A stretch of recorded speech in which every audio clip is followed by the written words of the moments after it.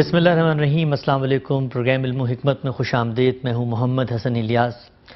ناظرین کرام، گزشتہ پروگرام میں ہم نے بہت تفصیل سے اس موضوع پر بات کی تھی کہ فطرت اور وحی کا باہمی ریلیشن کیا ہے۔ کیا یہ محض اجمال اور تفصیل کا ریلیشن ہے؟ کیا یہ محض اصول اور اطلاق کے تعلق کو واضح کیا ہے، یا فطرت کے اندر کچھ ایسی روشنی اور ہدایت بھی موجود ہے کہ جس کی بنیاد پر انسان کل قیامت کے دن اللہ کے سامنے جواب دہ بھی ہو سکتا ہے؟ غامدی صاحب نے قرآن مجید کے اس متعین مقام کو پڑھ کر سنایا جس میں اللہ تعالیٰ یہ بات واضح کرتے ہیں کہ محض فطرت کی اس روشنی اور ہدایت کی بنیاد پر انسان روز قیامت خدا کے سامنے جواب دہ ہو جائے گا۔ اللہ تعالیٰ کی وہ مکمل بات کیا تھی، اس بات کی وضاحت کیا ہے، اور جب یہ کہہ دیا گیا کہ انسان کی فطرت میں خدا کا شعور موجود ہے تو کیا وجہ ہے کہ انسانوں کی اتنی بڑی تعداد اپنے اندر موجود اس شعور کو بھلا چکی ہے؟ غامدی صاحب کے ساتھ ہم موجود ہیں حسب سابق، اور یہی الجھنیں لے کر ان کے خدمت میں حاضر ہیں۔ السلام علیکم غامدی صاحب۔ وعلیکم السلام۔ بہت شکریہ غام صاحب آپ کے وقت کا۔ غام صاحب، گزشتہ پروگرام کا خاتمہ عہد الست کی آیت کی تلاوت پہ ہوا تھا۔ میں چاہوں گا کہ سب سے پہلے آپ اپنا موقف واضح کریں، قرآن مجید کی روشنی میں یہ بتائیں کہ قرآن مجید نے فطرت میں توحید اور اللہ اور اسلام کی جو بنیاد بیان کی ہے، جس کی بنیاد پہ وہ روز قیامت سوال کرے گا، وہ بنیاد دراصل ہے کیا؟ ہم آیت کا مطالعہ کر رہے تھے، مجھے یہاں تک یاد پڑتا ہے اس آیت میں اس سوال کا جواب دیا گیا ہے کہ دو صورتیں پیش آ سکتی ہیں۔ ایک یہ صورت پیش آ سکتی ہے کہ انسان کے علم میں نہیں تھا، مذہب، دین، اس کی ہدایت، پیغمبروں کی دعوت، جس چیز کو آپ اسلام کہتے ہیں وہ ایک مذہب یا ایک دین کی حیثیت سے ان کے تک پہنچا ہی نہیں ہے۔ ایک صورت یہ ہے کہ ہم تو اس سے غفلت میں تھے، ہمیں نہیں معلوم تھا یہ چیزیں آپ کیا ہیں جو پوچھ رہے ہیں۔ دوسرا یہ ہے کہ آباء و اجداد نے ایک دینی روایت قائم کر دی، اور وہ دینی روایت توحید کے معاملے میں انحراف پر مبنی تھی۔ باقی انحرافات کے لیے گنجائش ہو سکتی ہے، لیکن توحید کے معاملے میں انحراف پر مبنی تھی، شرک کی روایت تھی، دنیا میں صدیوں تک یہ رہی ہے۔ تو اس دوسری صورت میں بھی بہت سے لوگ یہ کہہ سکتے ہیں کہ ہم تو ان کے گھروں میں پیدا ہوئے، ہمیں یہی چیز ملی، یہ ہمارے لیے ایک متوارث علم ہے، ہم نے اسی کو دیکھا، اسی کو سنا۔ تو اب کیا وہ چیز جو ہمارے آباء و اجداد نے ہم کو منتقل کی، اس کی بنیاد پر آپ ہمیں جواب دہ ٹھہرائیں گے؟ ظاہر ہے کہ یہ دونوں صورتیں کیا بتا رہی ہیں کہ پیغمبر کی طرف سے اتمام حجت نہیں ہوا، دعوت نہیں پہنچی، یعنی پیغمبر کی دعوت نہیں پہنچی۔ دونوں صورتوں میں سوال کیا تھا ہمارے سامنے؟ کیا انسان مکلف ہو گیا ہے، جواب دہ ہو گیا ہے، پوچھا جائے گا اس سے؟ تو میں یہ عرض کر رہا تھا کہ اللہ تعالیٰ کہتے ہیں کہ ہاں پوچھا جائے گا۔ یہاں رک کر تھوڑی دیر کے لیے سمجھ لیجئے کہ پیغمبر جن تفصیلات کو بیان کرتے ہیں، اس سے پہلے میں نے آپ سے عرض کیا تھا کہ ان کے بارے میں تو سوال ہو نہیں سکتا اس وقت تک جب تک کہ وہ تفصیلات مجھے معلوم نہ ہو۔ بالکل۔ یعنی میں ایک خالق کو پہچان لیتا ہوں، میرے اندر اپنے مخلوق ہونے کا شدید احساس پیدا ہوتا ہے، میں اس معرفت تک پہنچ جاتا ہوں کہ میرا کوئی خالق ہونا چاہیے، لیکن اب اس خالق کی عبادت کا جذبہ پیدا ہو گیا، اس سے تعلق کا جذبہ پیدا ہو گیا، اور داعیات وجود میں آ گئے۔ ان کی ایک متعین صورت ہے جو دین نے اظہار کے لیے مقرر کی ہے، مثال کے طور پر وہ نماز ہے۔ تو نماز کے بارے میں تو سوال نہیں ہو سکتا جب تک کہ پیغمبر آ کر نہ بتائے، لیکن وہ جو توحید کا تصور میرے اندر رکھا گیا ہے، وہ علم جو مجھے دے کر بھیجا گیا ہے، کیا اس کے لیے میں جواب دہ ہوں؟ تو یہاں پر یہ بہت اچھی طرح سے جان لیجئے کہ یہ نہیں کہا جا رہا کہ آپ تک پیغمبر کی دعوت پہنچی یا نہیں پہنچی، آپ تک اسلام کی دعوت پہنچی یا نہیں پہنچی، آپ تمام دینی چیزوں کے لیے جواب دہ ہو گئے ہیں۔ نہیں، آپ اس چیز کے لیے جواب دیں جو آپ کی فطرت میں رکھی گئی۔ اور یہ بات ہم اس سے پہلے بھی بیان کر چکے کہ انسان جس طرح خیر و شر کا شعور رکھتا ہے، اپنے رب کے ساتھ ایک معرفت کا تعلق پیدا کر لیتا ہے، اس کے عقلی نتائج بھی وہ محسوس کرتا ہے، وہاں گمان غالب پیدا ہوتا ہے کہ میں پکڑا جا سکتا ہوں، اندیشہ ہوتا ہے کہ مجھے گرفت میں لایا جا سکتا ہے، اور اسی اصول کے اوپر ہم دنیا کے اندر لوگوں کی جزا و سزا و مکافات کا نظام بناتے ہیں. بالکل. یہ اتنا غیر معمولی عقلی تقاضا ہے. تو جو تقاضا دنیا میں ہمیں اس بات پر آمادہ کرتا ہے کہ ہم اس میں جزا و سزا کا نظام بنائیں، وہ اللہ کے حوالے سے بھی یہ احساس پیدا کرتا ہے کہ وہاں گرفت ہو سکتی ہے. چنانچہ تکلیف بھی عقل نے پیدا کرتی. یہ تکلیف خاص مفہوم میں ہے، ایک فلسفیانہ مفہوم میں. یعنی میں مکلف ہو گیا ہوں، ذمہ دار ہو گیا ہوں، میری فطرت اور میری عقل کی رہنمائی مجھے جواب دہ ٹھہرا رہی ہے. یہ بات ہم نے عقلی طور پر دیکھی. قرآن مجید بین ہی یہی بات بیان کر رہا ہے اور دونوں چیزوں کے بارے میں کر رہا ہے. اس لیے کہ دین اپنی اساس میں، اپنی بنیاد میں جس جگہ سے جواب دہ ٹھہرا دیتا ہے وہ ایک اللہ تعالیٰ کی توحید ہے اور دوسرے میرا اخلاقی شعور ہے. اس پر بھی ہم نے گفتگو کی تھی کہ یہ خیر و شر کا شعور، یہ اخلاقی شعور، قرآن کہتا ہے کہ یہ تمہارے اندر ودیت کیا گیا ہے. اسی طرح اس کو سمجھا ہے ہمارے اسلاف نے، اور یہ وہ علم ہے کہ جو خود اللہ تعالیٰ نے ہمیں اپنی کتاب میں دے دیا ہے. تو ہم دیکھیں گے کیا دونوں کے بارے میں اللہ تعالیٰ یہ کہتے ہیں کہ پیغمبروں کے بغیر بھی انسان مسئول ہے، جواب دہ ہے. اس چیز کا مطالعہ کر رہے تھے ہم، اور اس میں زیر بحث تھی قرآن مجید میں سورہ اعراف کی آیات 172-73، جس کو کچھ حصہ میں نے آپ کو بتا دیا تھا. اسی کو ہم آگے بڑھاتے ہیں. ایک مرتبہ پھر تازہ کر لیجئے. وَإِذْ أَخَذَ رَبُّكَ مِن بَنِي آدَمَ مِن ظُهُورِهِمْ ذُرِّيَّتَهُمْ وَأَشْهَدَهُمْ عَلَىٰ أَنفُسِهِمْ. اے پیغمبر انہیں وہ وقت یاد دلاؤ جب تمہارے پروردگار نے بنی آدم کی پشتوں سے ان کی نسل کو نکالا. اس وقت میں اس پوری آیت کی تفسیر نہیں کر رہا، اس سے متعلق کچھ سوالات ہیں، وہ کسی اور وقت میں زیر بحث لے آئیں گے. پشتوں سے ان کی نسل کو نکالا اور انہیں خود ان کے اوپر گواہ ٹھہرایا تھا. یعنی اس واقعے کا قرآن نے حوالہ دیا. اس نے پوچھا تھا، یعنی کس نے؟ اللہ تعالیٰ نے پوچھا تھا کیا میں تمہارا رب نہیں ہوں؟ الستو بربکم قالوا بلا. انہوں نے جواب دیا ہاں آپ ہی ہمارے رب ہیں. شہدنا، ہم اس کی گواہی دیتے ہیں. یعنی یہ اقرار ہے جس کو پہلے بیان کیا کہ یہ ہوا تھا. اس واقعے کی یاد محو کر دی گئی. کیوں؟ اس لیے کہ امتحان لینا تھا. اب ظاہر ہے کہ خارج سے چیزیں آئیں گی، وہ اس کو یاد دلائیں گی. کہیں انفس کی نشانیاں، کہیں آفاق کی نشانیاں، کہیں کسی صالح انسان کی دعوت پیغام، وہ یاد کرائے گا اس کو. تو ہم اس کی گواہی دیتے ہیں. اب اللہ تعالیٰ یہ کہتے ہیں کہ ہم نے کیوں کیا. یعنی یہ یوں نہیں ہے کہ یہ بات تو یاد دلا دی اور اس کے بعد یہ نہیں بتایا کہ اس کی بنیاد پر تم مکلف ہو گئے ہو، جواب دہ ہو گئے ہو. تو فرمایا یہ ہم نے اس لیے کیا ان تقولوا یوم القیامہ، کہ قیامت کے دن تم کہیں یہ نہ کہہ دو کہ انا کننا عن ھذا غافلین، کہ ہم تو اس سے بے خبر ہی تھے. یعنی ہمیں معلوم ہی نہیں تھا کہ آپ نے یہ بھی پوچھنا ہے کہ کیا میں تمہارا پروردگار ہوں یا نہیں ہوں. اچھا پھر مزید کیا ہے؟ مزید یہ ہے کہ یہ صورت نہ ہو جائے، اور دوسری کیا ہے او تقولوا انما اشرک آباؤنا من قبل وکنا ذریۃ من بعدہم، یا اپنا یہ عذر پیش کرو کہ شرک کی ابتدا تو ہمارے باپ دادا نے پہلے سے کر رکھی تھی. توحید کا چونکہ علم ہے جو ودیت کیا گیا ہے کہ شرک کی ابتدا تو ہمارے باپ دادا نے پہلے سے کر رکھی تھی اور ہم بعد کو ان کی اولاد ہوئے ہیں. یعنی یہ عذر نہ پیش کرو. افتہلکنا بما فعل المبطلون، پھر کیا آپ ان غلط کاروں کے عمل کی پاداش میں ہمیں ہلاک کریں گے.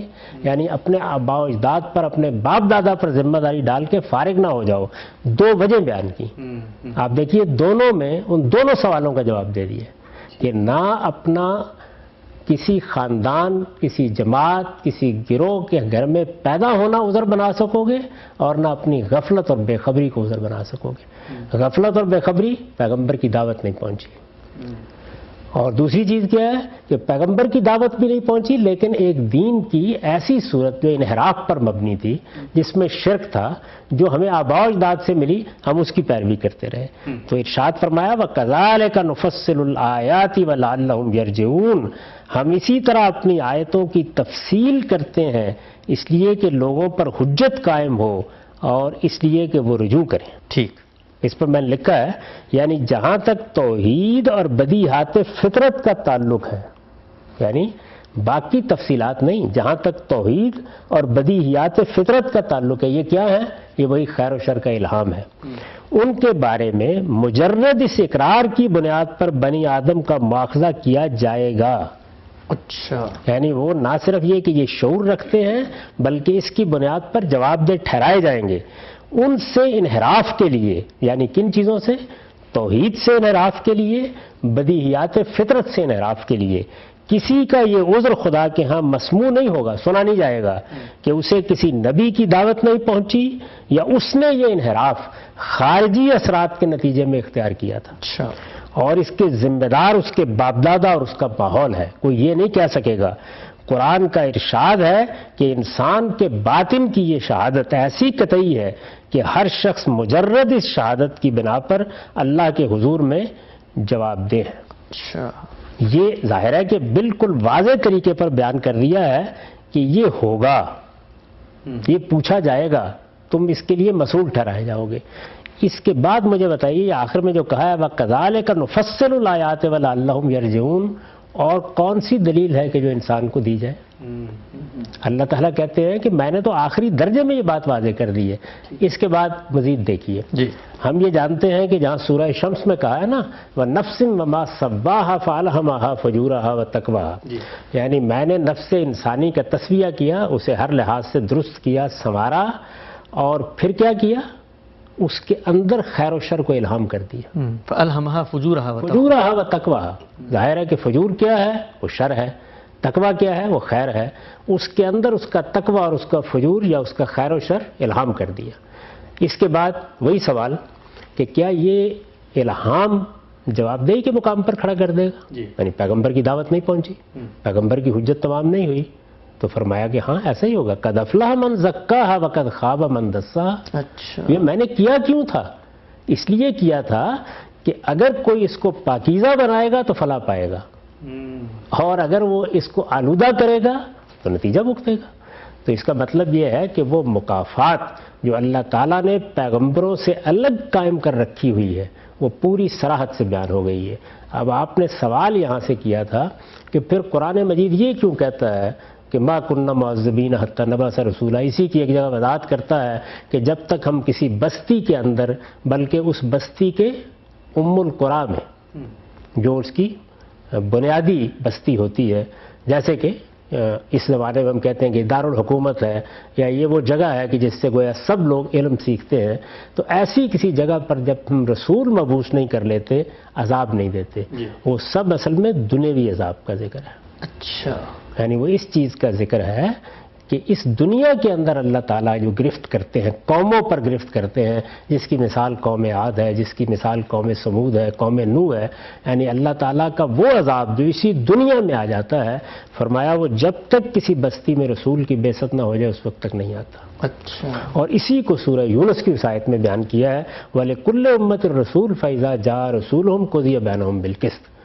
یعنی ہر بستی میں، یہ سیدنا ابراہیم سے پہلے کی تاریخ بیان ہو رہی ہے، ہر بستی میں ایک رسول آتا رہا ہے، اور جب بھی رسول آتا تھا تو اسی دنیا میں ان کا فیصلہ کر دیا جاتا تھا. یہ اس کو بیان کیا ہے. دوسرا پہلو یہ کہ اللہ تعالیٰ کہتے ہیں کہ قیامت میں کوئی یہ نہ کہہ سکے، نبوت میں نے اس لیے جاری کی، کوئی یہ عذر نہ پیش کر سکے کہ میرے پاس تو یہ ہدایت نہیں پہنچی تھی. تو وہ کس چیز کے لیے عذر ہے؟ یعنی تفصیلی ہدایت کے لیے. اچھا، یعنی اب یہ بات کہ اللہ تعالیٰ نے مجھ سے نماز کا تقاضا کیا ہے، روزے کا تقاضا کیا ہے، مجھے میراث کے بارے میں احکام دیے ہیں، مجھے اس دنیا کے اندر جزا و سزا کا ایک قانون دیا ہے، اسی طرح سے دوسری بہت سی چیزیں. تو ان تفصیلات کے لیے تو اللہ تعالیٰ کی حجت پوری ہوگی کسی پیغمبر کے ذریعے سے، اسی وقت میں جواب میں ٹھہرایا جاؤں گا. پھر ایک دوسرا پہلو بھی ہے، وہ یہ ہے کہ یہ جو کچھ ہے، یعنی وہ تقویٰ اور فجور کا الہام، وہ خیر و شر جو میرے اندر بدیت ہے، اس کا شعور جو میرے اندر رکھا گیا ہے، یہ جو کچھ ہے، اور اسی طرح توحید کا احساس، یہ سب جتنی چیزیں ہیں یہ چونکہ بہت سے آزار کے ساتھ نمودار ہوتی ہیں. میں نے عرض کیا تھا جیسے کہ حدیث میں بھی آیا ہے کہ شیاطین بھی طاقت کرتے ہیں، ماحول بھی اثر انداز ہوتا ہے، خود ان کو وجود پذیر ہونے کے لیے باہر کی تحریک چاہیے ہوتی ہے، اس میں بڑے عذر تلاش کیے جا سکتے ہیں. یعنی آدمی کہہ سکتا ہے کہ میں نے تو راستہ تلاش کیا تھا، مجھے ملا نہیں، میری غلطی کے یہ اسباب تھے، تو پیغمبر اس عذر کا بھی خاتمہ کر دیتے ہیں. اچھا، اچھا، یعنی یہ پوری بات یوں ہے، آپ ایک ایک جگہ سے ایک چیز کو نہیں اٹھا سکتے. اگر اس کو میں پوری تفصیل سے بیان کر دوں تو یوں ہوگا کہ پورے عالم پر تو خدا کی حجت دو چیزوں کی بنیاد پر قائم ہے، ایک توحید اور دوسرے وہ اخلاقی شعور جو مجھے دے کر بھیجا گیا ہے۔ اس میں کوئی پیغمبر آیا ہے، پیغمبر نہیں آیا، پیغمبر کی دعوت پہنچی ہے، پیغمبر کی دعوت نہیں پہنچی، ہم جواب دیں، پوری انسانیت جواب دہ ہے، جنگلوں میں پیدا ہونے والے بھی جواب دہ ہیں، الا یہ کہ کسی کے پاس عذر ہے کہ اس کا دماغ ٹھیک نہیں تھا، یا اس کے ساتھ کوئی حادثہ ہو گیا، یا وہ پیدائشی نقص کے ساتھ دنیا میں آیا، وہ مجنون ہو گیا، لیکن اگر وہ باشعور ہے تو ان چیزوں کے لیے جواب دہ ہے۔ ٹھیک، اس میں اگلا مرحلہ کیا ہے؟ اللہ کے پیغمبر نے آ کر نہ صرف یہ کہ اس کی یاد دہانی کر دی، اس کی تذکیر کر دی، بلکہ اس اجمال کو تفصیلات میں تبدیل کر کے پورے دین کی دعوت بیان کر دی، جیسا کہ پیغمبر کرتے رہے ہیں، جیسے کہ محمد الرسول اللہ صلی اللہ علیہ وسلم کے ذریعے سے ہوا ہے، جیسے کہ قرآن مجید نے یہ سب کام کر ڈالا ہے۔ تو اب گویا آزار کا خاتمہ ہو گیا، یعنی ابھی کچھ آزار پیش کیے جا سکتے تھے، جنگل میں رہنے والا بھی پیش کر سکتا تھا، جس تک پیغمبروں کی دعوت نہیں پہنچی وہی پیش کر سکتا تھا۔ یہ تو قرآن نے بیان کر دیا کہ اصلاً وہ مکلف ہو گیا ہے، جواب دہ ہو گیا ہے، لیکن آزار پیش کیے جا سکتے تھے، اس کا بھی خاتمہ ہو گیا۔ اور اگر اس دنیا کے اندر اللہ تعالیٰ کوئی مکافات برپا کرے گا تو اس کے لیے بھی کوئی عذر باقی نہیں رہا۔ تو یہ ریلیشن ہے ان سب چیزوں کا، کہ اس طرح نہیں ہے جس طرح اس کو بیان کیا جا رہا ہے، اور اس چیز کو سمجھنا اور سمجھانا اس لیے بہت ضروری ہے کہ موجودہ زمانے میں اب آپ اطاعت کے پیراڈائم میں کھڑے ہو کے مذہبی احکام سنائیں گے تو آپ کی نئی نسلیں بھی اس کو قبول کرنے کے لیے تیار نہیں ہوں گی۔ اللہ کی کتاب نے جس جگہ سے دین کو پیش کیا اس کو وہاں سے پیش کریں، بتائیں کہ انسان کی فطرت میں اس کی بنیادیں یہ ہیں، وہ علم یہ ہے جو اللہ تعالیٰ نے ودیت کیا ہے، اس کو پہلے علم و عقل کی بنیاد پر نمایاں کریں، اس کی طرف توجہ دلائیں۔ یہ نہیں کہ سارے لوگ اس کے بعد مان لیں گے، لیکن وہ ٹھیک جگہ سے غور کریں گے، سمجھنے کی صحیح بنیاد قائم ہو گئی۔ اس کے بعد بتائیں کہ آدم علیہ السلام کو جب وحی کی گئی تھی تو یہ کسی اندھے کو راہ دکھانا نہیں تھا، یہ بینا کو دوراہے پر کھڑے ہوئے یہ بتانا تھا کہ اگر دائیں اور بائیں میں تردد ہے تو ادھر جاؤ گے۔ یہ تفصیلات کا علم تھا جو ان کو دیا گیا تھا، اور پیغمبر یہی لے کے آئے۔ ٹھیک، ہم سب بہت آپ نے تفصیل سے بڑی خوبصورتی سے یہ بتایا کہ یہ فطرت کا علم جو ہے وہ راہ دکھانے کا نہیں، بلکہ راہوں کے اندر اگر کوئی اختلاف اور تردد اور انسان کو کوئی شبہ پیدا ہوتا ہے اس میں رہنمائی کا علم ہے۔ اور وہ جو آیات میں نے 3 پیش کی تھیں جو قرآن مجید کہتا ہے کہ رسول آئیں گے تو مواخذہ ہوگا، اس کی حقیقت کیا ہے؟ آگے بڑھتے ہیں۔ اصل آپ نے جو بات کی عہد الست کی کہ اللہ تعالیٰ نے انسان کی فطرت میں شعور رکھا ہے، اور اسی کی بنیاد پہ کل سوال بھی کریں گے۔ ہم اگر آج دنیا میں نظر دوڑائیں تو اس وقت کوئی 1.25 ارب 2 ارب کے قریب کہتے ہیں کہ وہ لوگ ہیں جو شرک کرتے ہیں، ہندو مت کے قائل ہیں۔ ہندوستان میں ہم دیکھتے ہیں، نیپال میں ہم دیکھتے ہیں، پھر ایک بڑی تعداد اس وقت دنیا میں ان لوگوں کی ہے جو خدا کو مانتے ہی نہیں ہیں۔ تو پہلے مجھے یہ بتائیے کہ یہ جو عہد الست میں اللہ تعالیٰ ریفرنس دے رہے ہیں جس بات کا، کیا وہ یہ کہہ رہے ہیں کہ میں نے یہ شعور رکھا ہے کہ خالق ہے، یا میں نے یہ شعور رکھا ہے کہ ایک خالق ہے؟ نہیں، توحید کو بتایا ایک ہی خالق ہے۔ یعنی انسان جس وقت اپنے مخلوق ہونے کا احساس کرتا ہے، میں نے پہلے عرض کیا تھا کہ مخلوق ہونے کا احساس یہ تو بدیہات میں سے ہے، میں اس سے نجات ہی نہیں پا سکتا۔ جیسے میں اپنے سامنے پڑی ہوئی میز کو دیکھنے کے لیے مجبور ہوں، اسی طرح میں اپنے مخلوق ہونے کے احساس کو بھی ادھر ادھر نہیں کر سکتا۔ ٹھیک، یہ تو ہو جائے گا۔ یعنی یہ بات کہ کسی لمحے میں میرے اوپر یہ کیفیت بھی طاری ہو سکتی ہے کہ میں آپ ہی اپنا خالق ہوں، نہیں، کوئی سوال نہیں ہے اس بات کا۔ یعنی جس طرح انسان موت کا انکار نہیں کر سکتا، اپنے مخلوق ہونے کا انکار نہیں کر سکتا۔ اب چونکہ مجھے فطرت میں جن چیزوں کا مشاہدہ کرایا گیا ہے، یہ میرا مشاہدہ فطرت ہے، اس کے ساتھ عقل دی گئی ہے۔ عقل کیا کرتی ہے؟ وہ جیسے ہی میرے مشاہدے میں کوئی چیز آئے گی تو پہلا کام تو یہ کرے گی کہ اس کو استقراء میں بدلے گی۔ یہ میرا بھی احساس ہے، آپ کا بھی احساس ہے، یہ سب انسانوں کا احساس ہے، یا ایک جم غفیر کا احساس ہے۔ جب اس تعمیم میں یہ احساس ڈل جاتا ہے تو ایک معروضی حقیقت بننا شروع ہو جاتا ہے۔ میں نے عرض کیا تھا کہ علم اسی طرح پیدا ہوتا ہے۔ اس کے بعد اب ظاہر ہے کہ وہ پھر اس کا نتیجہ بھی نکالے گی نا، یعنی بتائے گی کہ اگر یہ احساس موجود ہے تو اس کے لوازم کیا ہیں، اس کی کرولری کیا ہے۔ یہ عقل کا کام ہے، اس کو کہتے ہیں استنباطی علم، یہ لازماً یہ کام کرے گی۔ یہ جب کرتی ہے تو ایک خالق تک تو آپ کو لے جاتی ہے، اچھا، یا کم سے کم یہاں لے جاتی ہے کہ خالق ہونا چاہیے، لیکن یہ کہ خالق متعدد ہے۔ قرآن مجید نے ایک لفظ میں سارے استدلال کو ختم کر دیا ہے کہ یہ تو اگر شعور کی عمر کو پہنچنے کے بعد تم اپنے آپ سے سادہ سا سوال بھی کر لو گے تو اس کی کوئی دلیل نہیں۔ لو کان فیہما، یعنی یہاں یوں نہیں ہے کہ استدلال موجود ہے جو تمہیں دوسری طرف لے جا سکتا ہے. نہیں، دوسری طرف بنا استدلال صرف تخیل ہے.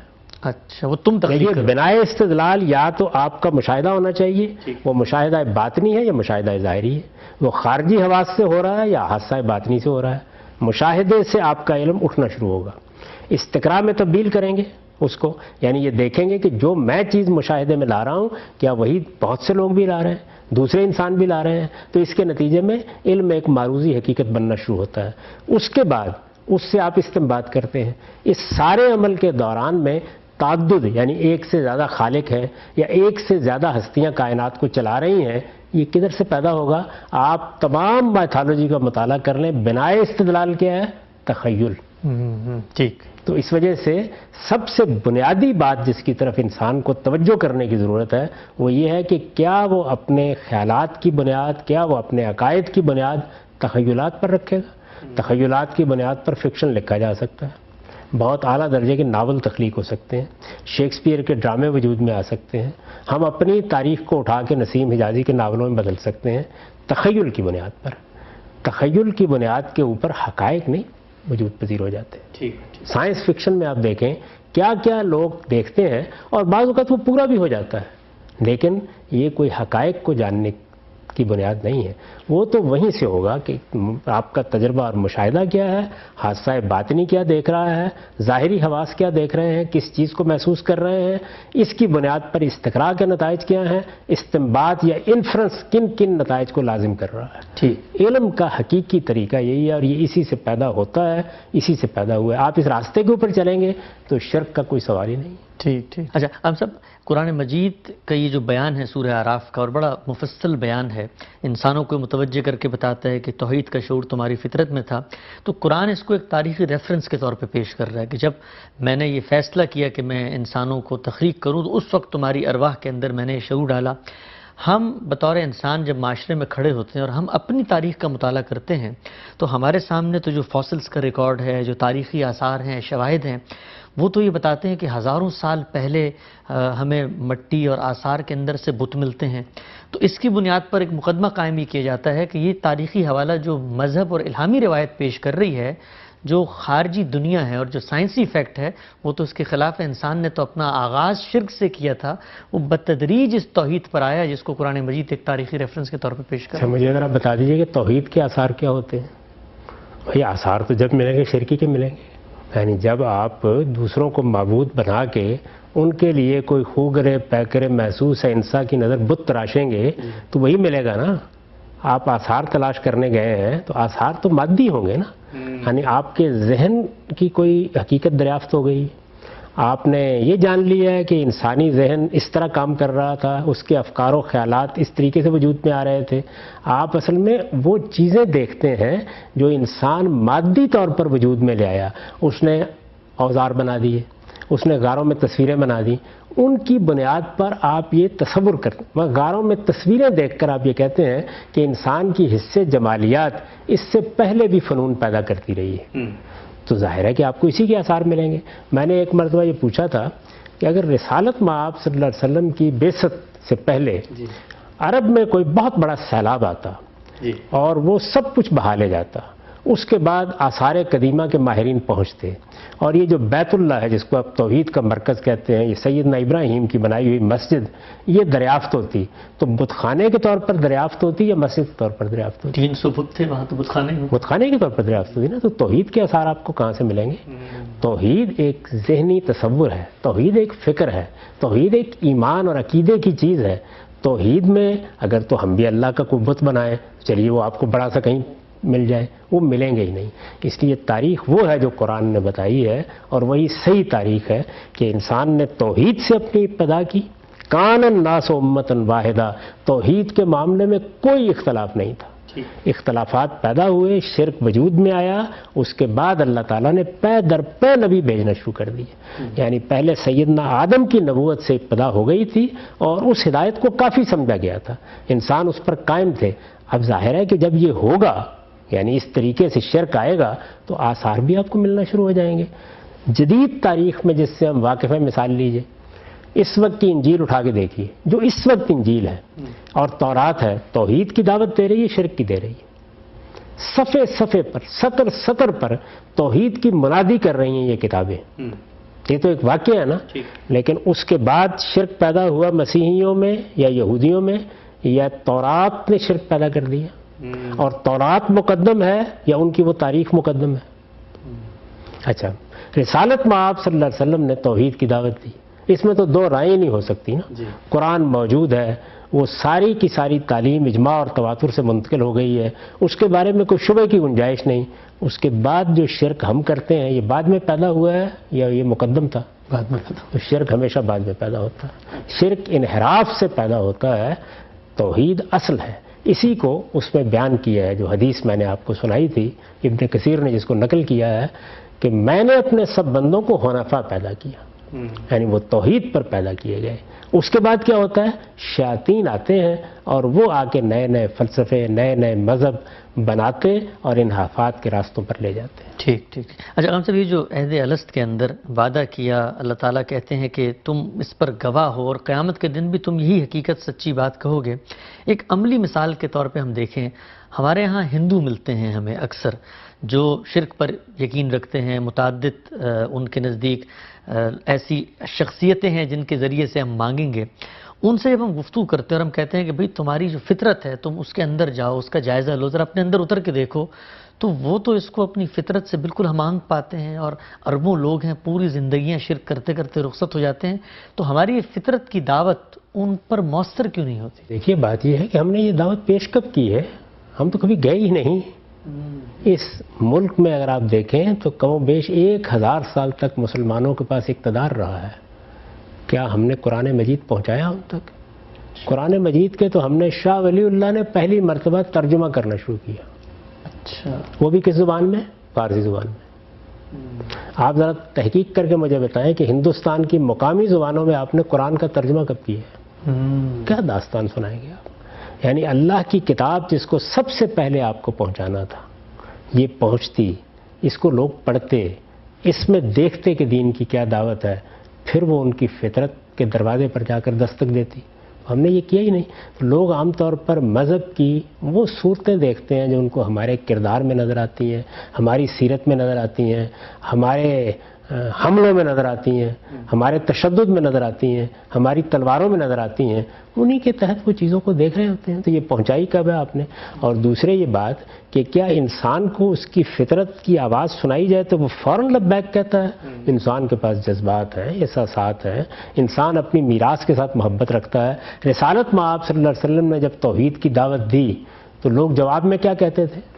وہ جواب میں یہ کہتے تھے کہ یہ ہماری فطرت کو اپیل نہیں کرتی، اور جواب میں یہ کہتے تھے ہم نے اپنے آباء کو جس دین پر پایا ہم اس کو کیسے چھوڑ دیں.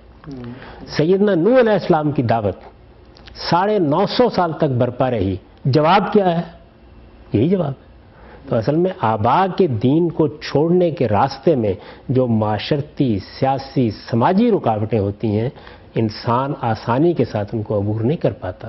اس کے بہت سے وجوہ اسباب ہیں، لیکن یہ کہ اگر آپ بیٹھ کے پوچھیں کہ خدا ایک ہونا چاہیے یا متعدد ہونے چاہیے، کون آ کر اس بات کا انکار کرے گا؟ ہم یہ دیکھتے ہیں موجودہ دور میں الحاد اور ہر طرف سے ایک سوال اٹھتا ہے، خصوصاً مذہب اسلام کے علماء سے مطالبہ کیا جاتا ہے کہ آپ الحاد کا جواب دیں، اس کو کاؤنٹر کریں، چونکہ ہماری نوجوان نسلیں جو جدید سائنس پڑھتی ہیں وہ اس مقدمے سے متاثر ہو رہی ہیں. سوال میرا یہ ہے کہ جس وقت ہم کسی ملحد سے جو خدا اور کائنات کے وجود کے اندر کسی حی و قیوم خدا کا انکار کرتا ہے، تو ہم جب اس کو اس کی فطرت کی طرف توجہ دلانے کی کوشش کرتے ہیں کہ بھائی یہ دیکھو یہ ایک انٹیلیجنٹ ڈیزائن ہے، یہ آپ سے آپ کیسے بن سکتا ہے، کائنات کی رنگ رنگی بکلمونی، یہ تنوع یا جائبات، تو وہ تو ہمارے اس مقدمے کو قبول ہی نہیں کرتا، بلکہ وہ اس کے جواب میں کچھ عقلی سوالات اٹھا دیتا ہے. اور ہم یہ دیکھتے ہیں کہ ہماری تاریخ میں مثالیت پسند ہو یا مادیت پسند ہو، ان سب نے کائنات کی توجیہ کی ہے.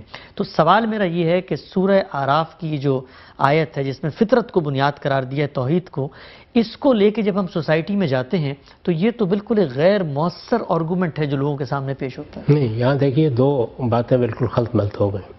یعنی جب ہم مذہب کی بنیاد پر، قرآن کی بنیاد پر بات کر رہے ہیں تو اصل میں قرآن کے ماننے والوں سے کر رہے ہیں. ٹھیک. یہ ساری تعلیم ان کے لیے ہوتی ہے. ٹھیک. ان کو بتایا جاتا ہے کہ تمہاری کتاب میں یہ لکھا ہوا ہے. اس سے پہلے ہم اسی نشست میں اور اس سے پہلے کی نشستوں میں مجرد عقلیات پر گفتگو کر چکے ہیں. یعنی انسان اپنی فطرت کا مطالعہ کیسے کرتا ہے، نتائج کیسے نکالتا ہے، بات وہاں سے شروع کرنی چاہیے. اچھا. جب تک آپ انسانی فطرت کی بنیادیں محکم سطح پر زیر بحث نہیں لے آئیں گے، اس وقت تک باقی علوم کو بھی انسان نہیں سمجھے گا. اور یہ کوئی طریقہ نہیں ہے کہ آپ اصل میں جا کے دوسرے کے عقائد اور نظریات کو چیلنج کر دیں. علم کی وہ بنیادیں پہلے واضح ہونی چاہیے جن کی بنیاد پر ہم گفتگو کر سکیں. یعنی یہ پتہ چلے کہ علم ہوتا کیا ہے، وہ پیدا کہاں سے ہوتا ہے. ہم نے بڑی تفصیلی بحث کی کہ اصل میں علم نام ہی فطرت کے مطالعے کا ہے. تو فطرت کا مطالعہ پہلے مذہبی تعصبات، یعنی کوئی مان رہا ہے اور کوئی نہیں مان رہا، اس سے بلند ہو کے ہونا چاہیے. یہ میرے نزدیک وہ طریقہ ہے جس کو ہم فراموش کر چکے. اصل میں ہم ایک مذہبی جگہ پر یا اپنے ایک مقدمے کی جگہ پر کھڑا ہو کے گفتگو کرنا شروع کر دیتے ہیں. پہلے لوگوں کے ساتھ یہ مکالمہ تو ہو کہ علم بنے گا کیسے، میری فطرت سے اس کا تعلق کیسے پیدا ہوتا ہے، وہ بنیادی سوالات کیا ہیں، اور ان کو مثبت طریقے سے پیش کرنا چاہیے. یہ جو منوانے کا طریقہ ہے یہ اب ترک کر دیں، بات پیش کریں اپنی. اور اس میں بھی قرآن مجید تو اس سے بھی آگے بڑھ کے کہہ رہا ہے. وہ یہ کہتا ہے کہ جو نہیں ماننے والے ان کو صرف مجھ سے متعارف کرا دو. اچھا. انہیں یہ توجہ دلاؤ کہ یہ ایک کتاب ہے، اس کے بارے میں یہ دعویٰ کیا گیا کہ یہ اللہ کی کتاب ہے، یہ اللہ کے آخری پیغمبر پر نازل ہوئی ہے، یہ اپنی اسی زبان میں حرف بحرف اسی طرح ہمارے پاس موجود ہے. آپ بہت سی چیزوں کو پڑھ رہے ہوں گے، آپ غور کر رہے ہوں گے، آپ سائنس کا مطالعہ کر رہے ہوں گے، فلسفے کا مطالعہ کر رہے ہوں گے، آپ اس کتاب کو بھی پڑھیے، آپ پہنچائیے. قرآن مجید یہ کہتا ہے کہ یہ نذیر للعالمین ہے، اس نے جا کے خبردار کرنا ہے. اب ایک طرف آپ ان بنیادی مقدمات پہ بات کریں اور اس کی شرح و وضاحت کریں. آپ نے دیکھا ہوگا کہ میں عام طور پر یہ کبھی نہیں کرتا کہ دوسرے نقطہ نظر کی تردید میں اپنا وقت صرف کروں، اس کے بارے میں مناظرانہ اسلوب میں دلائل پیش کروں. نہیں، اصل بات کو پہلے محکم ہونا چاہیے. وہ محکم بات جب سامنے آئے گی تو وہ اپنی ایک متوازی طاقت پیدا کر لے گی. اور ہمارا کام بس وہی ہے. باقی رہی یہ بات کہ جیسے ہی آپ پیش کریں لوگوں کو گلے میں ہار ڈالنے کے لیے نکل کھڑا ہونا چاہیے، تو معاف کیجیے گا، یہ اپنے بارے میں کوئی صحیح رائے قائم کرنا نہیں ہے. پھر نوح علیہ السلام کے ساتھ بھی یہی ہونا چاہیے تھا، محمد رسول اللہ کے ساتھ بھی یہی ہونا چاہیے تھا. یعنی یہ ہماری ذمہ داری نہیں ہے. ہمارا کام یہ صحیح استدلال کو بیان کر دیں، جس پر ہمیں یقین ہے وہ بات سامنے رکھ دیں. کبھی دوسرے کے اوپر تان و تشنیع نہ کریں، کبھی ایسا رویہ اختیار نہ کریں کہ جس کے نتیجے میں وہ بات سننے کے لیے تیار نہ ہو. یعنی یہ بات کہ اللہ کی کتاب آپ نے پہنچا دی، یہ بھی ظاہر تبلیغ ہے. تو یہ تو اللہ کا حکم ہے اور یہ آپ کو بڑی شائستگی کے ساتھ ایک ایک شخص تک پہنچانی چاہیے، دنیا کی ہر زبان میں ایک ایک دروازے پر دستک دے کر. یہاں آپ نے کوئی بحث نہیں کرنی، کوئی مناظرہ نہیں کرنا، آپ نے صرف شائستگی اور تہذیب کے ساتھ یہ بتانا ہے کہ یہ کتاب ہے، یہ اس کا تعارف ہے، آپ کو جب کبھی موقع ملے اس کو دیکھ لیجئے گا. یہ اس وقت بالکل ممکن ہو گیا ہے کہ لکھی ہوئی کتاب پہنچا دیں، بولی ہوئی کتاب پہنچا دیں. یعنی ہزاروں لاکھوں کروڑوں لوگ ایسے ہیں کہ جو پڑھنے کی طرف آمادہ نہیں ہوتے تھے. اللہ تعالیٰ نے موقع فراہم کر دیا کہ اب سنوا دیں. سننے کے لیے آدمی بہت بڑی تعداد میں آمادہ ہو جاتے ہیں. تو آپ دونوں ذرائع اختیار کریں. یہ پہنچانے کا عمل ہے. باقی کیا ہے؟ باقی یہ ہے کہ مذہب کو، مذہبی ہدایت کو علم کے طور پر سامنے رکھیں، اپنے بچوں کے سامنے بھی، نئی نسلوں کے سامنے بھی، اور پڑھے لکھے طبقے کے سامنے بھی. علم کے طور پر رکھنے کا طریقہ یہ ہے کہ نہ مناظرہ، نہ تان و تشنیع، نہ دوسروں کی تقلید، نہ کسی چیز کو غلط ٹھہرانے کے لیے جذباتی گفتگویں، بلکہ وہ محکم استدلال. اور وہ وہیں سے شروع ہوگا جہاں سے قرآن نے کیا ہے کہ انسان کی فطرت کیا ہے، آئیے اس کا مطالعہ کرتے ہیں. اس فطرت کے مقتضیات کیا ہیں، آئیے اس کو سمجھتے ہیں. یہ فطرت کس طرح سے علم بنتی ہے، آئیے اس کو دیکھتے ہیں. پھر مذہبی احساس کی بنیادیں، یعنی ایک خالق کا علم اور خیر و شر کا شعور، یہ کس طرح ایک عالمگیر حقیقت ہے، اس پہ گفتگو. یہ آپ علمی طریقے سے کریں. اس کے ذیل میں کچھ چیزیں ایسی آئیں گی کہ جن کا آپ کو جواب بھی دینا ہوگا، ان کا جواب بھی شائستگی کے ساتھ دے دیں. اس کے بعد لوگوں کو فیصلہ کرنے دیں. ہمیں داروغہ نہیں بنا کر بھیجا گیا. ٹھیک. اچھا ہم صاحب اس بحث کو آگے بڑھاتے ہیں جو وحی اور فطرت کا باہمی تعلق ہے. اس میں پہلی بنیادی چیز یہ ہے کہ فطرت میں توحید کا یہ تصور رکھا گیا ہے. دوسری بات جو آپ نے گزشتہ نشست میں فرمائی تھی کہ خیر و شر کا شعور جو انسان کے اندر ہے، اگر انسان کی فطرت میں خیر و شر کا شعور ہے، اور ہم یہ کہتے ہیں کہ ہم اس کو دریافت بھی علم کی میتھڈالوجی پہ کرتے ہیں، انسانوں کے مجموعے کا مطالعہ کرتے ہیں، سوال میرا ایک اطلاقی مثال کے بارے میں ہے۔ دنیا بھر میں آج سود کو یا انٹرسٹ کو برائی تصور نہیں کیا جاتا، ہر جگہ مانا جاتا ہے۔ ہم مذہبی روایت کے اندر آتے ہیں تو ہمیں بتایا جاتا ہے کہ یہ تو ایک برائی ہے، منکر ہے، اس سے ہم نے بچنا ہے۔ سوال یہ کہ اگر خیر و شر کا شعور تمام انسانوں میں موجود تھا تو پھر انسانوں کی اکثریت آج اتنے بڑے ظلم یعنی سود کو برائی سمجھ کیوں نہیں رہی؟ یہ بھی دیکھیے، یہ سوال وہیں سے پیدا ہوا ہے کہ ہم نے اصل میں کبھی مذہب کو جس جگہ وہ پیدا ہوا ہے وہاں سے سمجھنے کی کوشش نہیں کی۔ دنیا میں جو خیر و شر کا شعور ہے اس کا اطلاق بہت بڑے پیمانے تک بالکل درست ہو رہا ہے۔ کبھی آپ کو بحث کرنے کی ضرورت پڑی کہ چوری بری چیز ہے یا نہیں ہے، ملاوٹ بری چیز ہے یا نہیں ہے، غبن بری چیز ہے یا نہیں ہے، دوسرے کی آبرو پر حملہ کرنا بری چیز ہے یا نہیں ہے، قتل کرنا بری چیز ہے یا نہیں ہے، جان مال آبرو کے خلاف کسی بھی زیادتی کی آپ نے کبھی لوگوں کو حمایت کر دیکھا ہے؟ تو اس کا مطلب یہ ہے کہ بنیادی اخلاقیات میں کوئی تردد نہیں ہے، پوری انسانیت عالمگیر سطح پر اس کو تسلیم کر رہی ہے۔ میں نے پیچھے بھی عرض کیا تھا کہ اگر کہیں مستثنیات نظر آئیں تو وہ میں آپ کو انسانوں میں دکھا سکتا ہوں کہ عاقل انسان کو ماننے کے لیے اگر میں آپ کو لے جاؤں اور جا کے شفاخانہ امراض دماغی میں بہت سے لوگوں سے ملوا دوں تو کیا اس استثناء کی بنیاد پر آپ تعمیم کر کے کوئی مقدمہ قائم کریں گے؟ اس کی بہت سی مثالیں دی جا سکتی ہیں۔ تو آپ اتنی بنیادی حقائق کو لوگوں کے سامنے رکھتے بھی ہیں اور ان کو دیکھتے بھی ہیں۔ اللہ تعالیٰ یہ کہتے ہیں کہ جس وقت انسان ان تمام چیزوں کا شعور حاصل کرتا ہے تو کچھ چیزیں ایسی ہیں کہ جو مشتبہ سی ہوتی ہیں۔ اچھا، رسالت مآب صلی اللہ علیہ وسلم نے اس کو نہایت خوبصورتی سے بیان کیا ہے۔ یہ بتایا الحلال بین والحرام بین بینہما مشتبہات۔ یہ بھی دیکھیے بالکل انسانی فطرت کے مطالعے پر مبنی ہے۔ کیا ایسا نہیں ہوتا کہ ہم یہ کہتے ہیں کہ یہ گرے ایریا ہے، یعنی یہاں فیصلہ کرنا مشکل ہے۔ ایک چیز کو ایک زاویے سے دیکھیے تو معلوم ہوتا ہے کہ بالکل ٹھیک ہے، دوسرے سے زاویے دیکھیے تو قابل اعتراض محسوس ہوتی ہے۔ یہ وہ چیزیں ہیں جن پر اللہ نے فیصلہ سنایا ہے۔ اچھا، سود اللہ کا وہ فیصلہ ہے۔ اچھا، یہ سمجھ لیجئے اس بات کو، یعنی جو برائیاں انسانوں کے درمیان ان کے اپنے باطنی شعور کی بنیاد پر کبھی بھی مختلف ہی نہیں ہوتی، وہ میں نے گنوا دی ساری کی ساری آپ کو، اس لیے ان کے لیے کوئی تفصیل کرنے کی ضرورت نہیں تھی، وہ سب کے سب کبائر ہیں۔ یعنی کسی کے اوپر آپ کسی کی آبرو پر حملہ کر دیں، آپ کسی عورت کو ریپ کرنے کے لیے نکل کھڑے ہوں، آپ کسی کو قتل کر دیں، یہ ساری چیزیں جو ہیں یہ دنیا بھر میں مانی جائیں گی، یہ برائی کی چیزیں ہیں۔ آگے کیا ہونا چاہیے وہ تفصیلات ہیں، لیکن مشتبہ چیزیں ہیں۔ سود میں کیا اشتباہ ہے غام صاحب؟ اشتباہ اس کا کرائے کے ساتھ پیدا ہوتا ہے۔ آپ کسی چیز کو استعمال کرتے ہیں تو آپ اس کا معاوضہ لیتے ہیں، یہ استعمال عارضی ہوتا ہے بارہا۔ اب یہ دیکھیے ہماری پوری دنیا میں یہ استعمال ہو رہا ہے، یعنی میں جہاز میں سوار ہوتا ہوں تو یہی کرتا ہوں، میں کرائے کا گھر لیتا ہوں تو یہی کرتا ہوں، میں کسی شہر میں جاتا ہوں اور وہاں پہ جا کر ایک کار کرائے پر لیتا ہوں تو یہی کرتا ہوں، میں ہوٹلوں میں ٹھہرتا ہوں تو یہی کرتا ہوں، یہی کر رہا ہوں نا۔ اس میں کیا کر رہا ہوں؟ میں آپ کی ایک چیز ہے، وہ املاک آپ کی ہیں، میں ان کو استعمال کرتا ہوں تو ان کا کرایہ دیتا ہوں۔ اب اس میں یہ سوال پیدا ہوتا ہے کہ جب آپ نے مجھ سے روپیہ مانگا، مجھ سے آپ نے آٹا مانگ لیا استعمال کرنے کے لیے، یعنی گھر لیا تو کوئی اعتراض نہیں تھا، لیکن ان دونوں چیزوں پر اگر میں نفع طلب کروں تو یہ جائز ہے؟ یہ وہ سوال تھا جس نے معاملے کو مشتبہ کیا، اس کو پیغمبروں نے واضح کیا ہے، یہ بتایا ہے۔ تو اس میں ظاہر بات ہے کہ کیا ہوا، یہاں ایک اصول کا اطلاق ہو رہا ہے۔ اب ہمارے دین نے اس کو واضح کیا اور یہ بتایا کہ دیکھیے یہ جو قرض ہے یہ کوئی کاروبار نہیں ہوتا۔ اچھا، کتنی اعلیٰ بات ہے اگر آپ غور کریں گے۔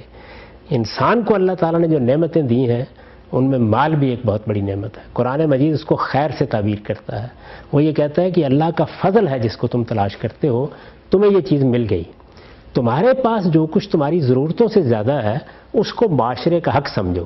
اگر تمہارا کوئی بھائی اپنی کسی ذاتی ضرورت کے لیے، کاروباری ضرورت کے لیے تمہارے پاس مدد کے لیے آ گیا ہے تو دے دو اس کو، اس کا حوصلہ نہیں ہے تو قرض دے دو، قرض دے کر اس کو کاروبار مت بناؤ، اس لیے کہ آپ نفع کا مطالبہ کب کرتے ہیں؟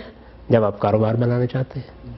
تو قرض کے معاملے میں یہ اخلاقی اصول سکھایا یہ وہ نازک مقام ہے جس میں انسان غلطی کھاتا ہے یا غلطی کھا سکتا ہے، اس کی اصلاح کی گئی، اور یہ بتایا گیا کہ تمام انسانوں کو کاروبار کے طریقے پر کرنا چاہیے۔ بیع و شراء کریں، آپ فائنانسنگ کریں، سرمایہ کاری کریں، اس میں بتائیں کہ میں یہ روپیہ دے رہا ہوں، میں کاروبار میں لگا رہا ہوں، وہ مضاربت ہے، مشارکت ہے، سرمایہ کاری ہے، اس میں یہ باتیں کہ انصاف کے ساتھ ہونی چاہیے، یہ سب چیزیں اپنی جگہ ملحوظ ہوں گی۔ اب مثلا میں نے یہی بات کہی کہ آپ جب بھی کوئی بیع و شراء کا معاملہ کریں، خرید و فروخت کا معاملہ کریں، انصاف کے ساتھ ہونا چاہیے۔ انصاف کے اطلاقی معاملات میں اختلاف ہو سکتا ہے، میرے نزدیک ایک چیز منصف تو آپ کے انصاف ہے، دوسرے کے نزدیک ہو سکتا ہے کوئی انصاف نہ ہو، یعنی وہ یہ کہے کہ یہ انصاف کا تقاضا پورا نہیں ہوا۔ تو اصل میں اس دنیا کے اندر ہر چیز جو ہے سیاہ اور سفید میں نہیں ہوتی، بلکہ کچھ مشتبہات ہوتے ہیں۔ یہ مشتبہات میں خدا کا فیصلہ ہے کہ قرض پر منفعت کا مطالبہ کرنا اخلاقی لحاظ سے ظلم ہے۔ ٹھیک یہ ہے اصل بات، اس کو سمجھنا چاہیے۔ اس میں رہے گا اختلاف، کریں گے لوگ اختلاف، بہت بڑے پیمانے پر کریں گے۔ ہم نے جو ساری یہ تمہیدی گفتگو کی ہے وہ اسی لیے تو کی ہے کہ انسان جس وقت اپنے اخلاقی احساس کو تفصیلات میں بدلتا ہے، اب تفصیلات میں بدلنے کا عمل جہاں صریح تھا وہاں غلطی نہیں کھائی انسانوں نے، جہاں اشتباہ تھا وہاں غلطی کھا گئے۔ بحث کرتے ہیں، آج بھی آستین چڑھانے کے لیے تیار ہوتے ہیں، وہاں اللہ کی رہنمائی چاہیے، اسی لیے تو وہی آتی ہے۔ ٹھیک اچھا، 2 مثالیں میں اور پیش کروں گا اور میں چاہوں گا کہ ان پر بھی آپ تفصیلی تبصرہ کریں۔ کہا یہ جاتا ہے کہ ہمارے اندر اگر خیر و شر کا شعور رکھا گیا ہے تو فحاشی یا بے حیائی ایک منکر ہے جس سے فطرت ابا کرتی ہے، لیکن ہم یہ دیکھتے ہیں کہ مغربی معاشروں کے اندر حیا کا تصور، اس کے اطلاقات، کیسے لباس پہنا جائے گا، جسم کے اندر وہ کون سے حصے ہیں جن کو نمایاں نہیں کیا جائے گا، یہ بات تو ہمیں شریعت نے بتائی۔ گویا حیا کوئی چیز ہوتی ہے تو فطرت تو موجود تھا، لیکن حیا کا فریم ورک کیا ہے یہ تو دین ہے جو دیتا ہے، ورنہ تمام انسان ایک ہی طرح سے حیا کا۔ ہم یہی تو بات کر رہے ہیں، یعنی ساری گفتگو اس پر کی ہے کہ جو بنیادی تصورات ہمارے اندر موجود ہیں، جو اجمال کے ساتھ ہیں، بالقوہ ہیں، ان کو جب ہم تفصیل میں بدلتے ہیں تو غلطیاں کرتے ہیں، انحراف کر جاتے ہیں، بعض موقعوں پر توہمات کا شکار ہو جاتے ہیں، اپنی خواہشات سے مغلوب ہو جاتے ہیں۔ اسی لیے وہی بھیجی گئی ہے۔ مقدمہ یہ نہیں ہے کہ آپ ان تمام تفصیلات کو تعین کے ساتھ آخری درجے میں خود متعین کریں گے۔ میں نے بہت تفصیل کے ساتھ آپ کو بتایا ہے کہ اگر معاملہ ہمارے ہاتھ میں ہوگا تو اس کا بھی امکان ہے کہ ہم صحیح نتائج تک پہنچیں، اور زیادہ امکان یہ ہے کہ ہم اپنی خواہشات سے مغلوب ہو جائیں، ہم اپنے جذبات سے مغلوب ہو جائیں، ہم اپنے آباء سے متاثر ہو جائیں، ہم بہت سی چیزوں کے بارے میں متوازن فیصلے نہ کر سکیں۔ یہ دلیل ہے اس بات کی کہ نبی آنا چاہیے، وہی آنی چاہیے، یعنی یہ اس بات کی دلیل نہیں ہے کہ جو کچھ ہمارے پاس ہے اس پر خدا پوچھے گا نہیں، یا ہماری فطرت میں کچھ تھا ہی نہیں۔ یہ اس کے لیے دلیل ہے کہ ہمیں دنیا میں بھی اللہ کی اس رہنمائی کی ضرورت تھی، اسی لیے تو وہ کہتا ہے کہ میں نے احسان کیا، اور آخرت میں بھی اللہ تعالیٰ نے اگر سب انسانوں کو آخری درجے میں مسئول ٹھہرانا ہے تو انہوں نے بھی یہ بالکل درست کیا کہ پیغمبر بھیجے۔ یعنی اگر آپ کو اسی پر چھوڑ دیا جاتا تو اس میں جہاں صحیح نتائج تک پہنچنے کا امکان تھا وہاں بڑی بڑی غلطیوں کا بھی امکان تھا۔ ساری یہ گفتگو اسی کے لیے ہوئی ہے کہ فطرت میں جو رہنمائی دی گئی ہے وہ رہنمائی اجمالی ہے، وہ تفصیلات میں جب جاتی ہے تو غلطیوں کا پورا امکان ہوتا ہے، توہمات کا امکان ہوتا ہے، اس لیے کہ انسان تخیل کو بنائے استدلال بنانا شروع کر دیتا ہے، جذبات سے مغلوب ہونا شروع ہو جاتا ہے۔ اس کے لیے یہ ضروری ہے کہ پیغمبر وہ رہنمائی بھی یاد کرائیں، ذکر اور ذکرہ یاد دہانی کرائیں، اور تفصیلات میں رہنمائی کریں تاکہ اطلاق کی غلطی نہ ہو۔ یہ آپ سب مثالیں اطلاقی نوعیت کی دے رہے ہیں۔ جی ہاں صاحب، آخری ایک اور مثال جو اسی اطلاقی نوعیت کی ہے، جب ہم یہ کہتے ہیں کہ فطرت کے اندر طیب اور خبیث، کیا چیز ہے جو بروٹل ہے انسان نہیں کھاتا، کیا چیز ہے جو طیب لطعام ہے، اس کی بھی ایک رہنمائی رکھی گئی ہے۔ سوال لوگ یہ اٹھاتے ہیں کہ اگر یہ رہنمائی موجود تھی تو کیا وجہ ہے کہ دنیا میں ہزاروں کی تعداد میں بلکہ لاکھوں کی تعداد میں ایسے لوگ ہیں جو کیڑے مکوڑے بھی کھاتے ہیں، جو درندے بھی کھاتے ہیں۔ ہم تو یہ دیکھتے ہیں کہ آج وائرس ایک پیدا ہوا ہے، اس کا نتیجہ بھی ایک امکان یہی ہے کہ شاید لوگوں نے چمپادڑیں کھا لیں۔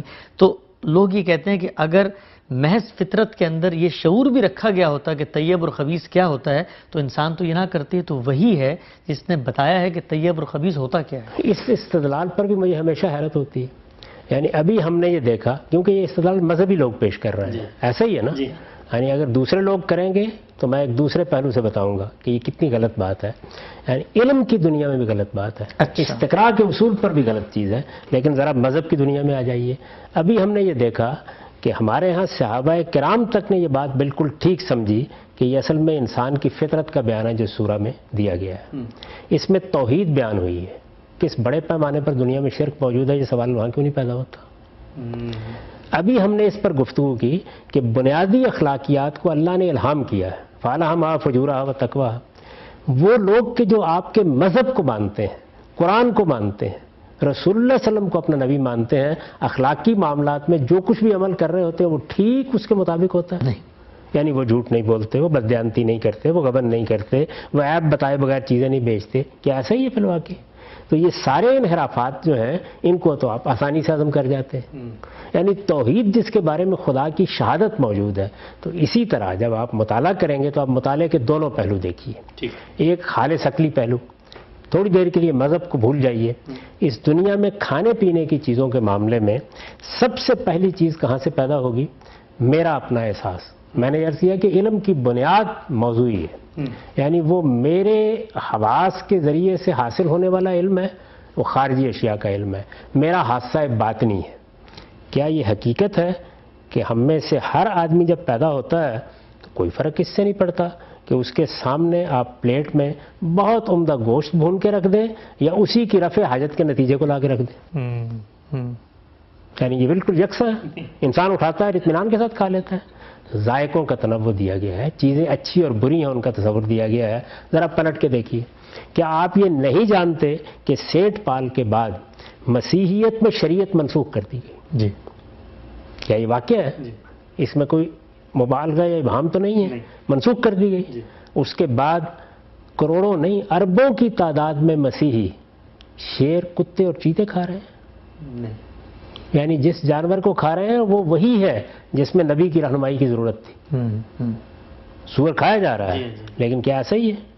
یعنی آپ نے مشرق وسطیٰ کے ممالک کو دیکھا, آپ نے یہود کو دیکھا, آپ نے مسیحیوں کو دیکھا اور بے شمار اقوام ہیں جن کو دیکھا, تو یہ دیکھا جائے گا بالکل وہی اصول علم کے لحاظ سے کہ جب اتنے بڑے پیمانے پہ لوگ اس فرق کو ملحوظ رکھتے ہیں. یعنی یہ چیز ایسی ہے جسے طبیعت کراہت محسوس کرتی ہے. یہ چیز ہے کہ جو مجھے کھانے کے لیے اچھی نہیں لگتی, آپ اس کا باطنی احساس پاتے ہیں, ہر انسان اپنے اندر پاتا ہے. اب رہا اس کا اطلاق, تو اطلاق میں استقرائی سے علم پیدا ہوگا نا. آپ دنیا میں دیکھیں گے, جائیں گے, اس میں مستثنیات ہوں گی. جیسے ہم نے پہلے دیکھا کہ عاقل انسانوں کو تلاش کرتے کرتے مستثنیات سامنے آ جائیں گی. مستثنیات کے وجود تلاش کریں گے کیا چیزیں ہیں. یعنی اگر پاگل خانے میں جا کے انسان دیکھیں گے تو ترتیب الٹ نہیں دے دیں گے, بلکہ یہ دیکھیں گے کہ یہ کیا وجہ ہے, یعنی انسان مجنون کیوں ہو جاتا ہے. اسی طرح یہ دیکھیں گے کہ اتنی بڑی تعداد میں کروڑوں اربوں انسان جب یہ فرق محسوس کرتے ہیں تو یہاں آ کے کیا ہوا ہے, علف و عادت نے کیا چیز اس میں پیدا کر دی ہے, کیا تمدنی حالات تھے جن کے اندر یہ چیز پیدا ہوئی. تو علمی طریقہ یہ ہوگا. اس میں دو رائیں ہو سکتی ہیں. وہی بات کہ جب میں علم پیدا کرتا ہوں تو اپنی فطرت کی رہنمائی میں یہ تو وہ بھی فیصلہ کریں گے کون سی چیز کھانے کی یا نہیں ہے. ہو سکتا ہے کہ آپ کو ایک جگہ دو چیزیں کھانے کی ہوں اور 10 چیزوں سے اجتناب مل رہا ہو. تو یہ کہ طیب اور خبیث کا فرق انسان کرتا ہے, یہ تو اصول میں ہر جگہ موجود ہے. اطلاق میں اختلاف ہو رہا ہوگا, اور جہاں جہاں اختلاف ہوگا اس کا علمی مطالعہ کریں گے. یہ غیر مذہبی طریقہ ہوگا. خالص علم و عقل کی روشنی میں آپ جائیں, اس سے علم پیدا ہو جائے گا. وہ جو علم پیدا ہو جائے گا اسی کو در حقیقت ہم اپنے لیے معاشرت کا حسن بنائیں گے. ایسے ہی گھر بناتے ہیں, ایسے ہی معاشرت پیدا کرتے ہیں, ایسے ہی سیاسی اصول عکس کرتے ہیں. اس وقت کی دنیا میں دیکھ لیں, ساری دنیا یہ بات کہتی ہے کہ جمہوریت کے کیا کہنے. ہم نے یہ ایک بڑی اعلیٰ چیز دریافت کر لی ہے, پرامن انتقال اقتدار کا اس سے بہتر طریقہ جمہوریت ایک قدر کے طور پر پیش کی جاتی ہے. آدھی دنیا نہیں مانتی اس کو, کیونکہ آمریت کو ایک نظام بنا دیا گیا ہے.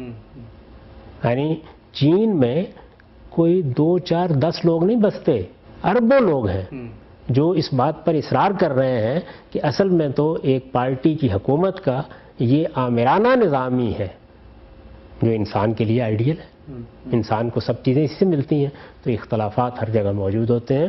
اس میں علم میں اپروچ کا طریقہ کیا ہے کہ آپ نے اپنے باطنی احساس پر زندگی بسر کرنی ہے. اس صورت میں کیا کہوں گا, میں یہ کہوں گا کہ چونکہ میرے پاس کسی پیغمبر کی رہنمائی نہیں ہے, مجھے کوئی ہدایت نہیں ملی, تو میں اپنے باطنی احساس میں طیب اور خبیث کا جو فرق محسوس کرتا ہوں اس میں طیب کو استعمال کروں گا. یہی میں کر رہا ہوتا ہوں، عام حالات میں یہی کر رہا ہوتا ہوں. میں اس سے آگے بڑھوں گا تو اس کو ایک علم بنانے کے لیے استقراء کا طریقہ اختیار کروں گا. تو یہاں تو یہی صورت ہوگی. اچھا فرض کر لیجئے کہ اس میں کوئی غلطی کرتا ہوں، تو غلطی قرآن کو سمجھنے میں نہیں کرتا، حدیث کو سمجھ میں نہیں کرتا. اس میں کیا اصول ہے؟ وہ یہ کہ اگر میں کوئی غلطی کرتا ہوں اور میں نیک نیتی سے کرتا ہوں تو اللہ تعالیٰ اس کو معاف فرمائیں گے. یہ معاملہ ہوا مذہبی ہدایت کے بغیر. اب میرے پاس اللہ کی کتاب آ گئی، اللہ کی ہدایت آ گئی، تو اس میں میں اب وہ اصول بھی پاؤں گا کہ جہاں مشتبہات بھی واضح کیے گئے ہیں، جہاں بنیادیں بتائی گئی ہیں. صرف یہی نہیں کیا قرآن مجید نے کہ یہ بتا دیا ہے کہ طیبات کھانے ہیں اور خبائث سے اجتناب کرنا ہے، بلکہ یہ رہنمائی بھی کر دی ہے کہ طیبات کی تعین ہوا کیسے کرتی ہے، خبائث کی تعین کیسے ہوا کرتی ہے. یہی وہ چیز ہے کہ جو خدا کے پیغمبر کرتے ہیں. ٹھیک عام صاحب، یہاں ہمارے پروگرام کا وقت ختم ہوتا ہے. ناظرین، ہم نے بہت تفصیل سے جاننے کی کوشش کی کہ روز قیامت اللہ تعالیٰ کس بنیاد پر مواخذہ کریں گے، کیا اس کا شعور فطرت میں موجود ہے، انبیاء کیا کرتے ہیں، منکر اور معروف کی بحث ہو یا طیب اور خبیث کی، مذہب اور الہامی روایت کس طریقے سے انسان کی فطرت اور عقل کو متوجہ کرتی ہے. اس بحث میں ابھی کئی اور تشنہ پہلو ہیں اور ان پہلوؤں کو ہم غامدی صاحب کے ساتھ اگلی نشست میں زیر بحث لائیں گے. اگر پروگرام آپ کو اچھا لگا ہو، کوئی فیڈ بیک دینا چاہیں تو آپ ای میل کر سکتے ہیں ih@dunyatv.tv پر. اب تک اپنے میزبان محمد حسن الیاس کو یاد دیجیے. اللہ حافظ.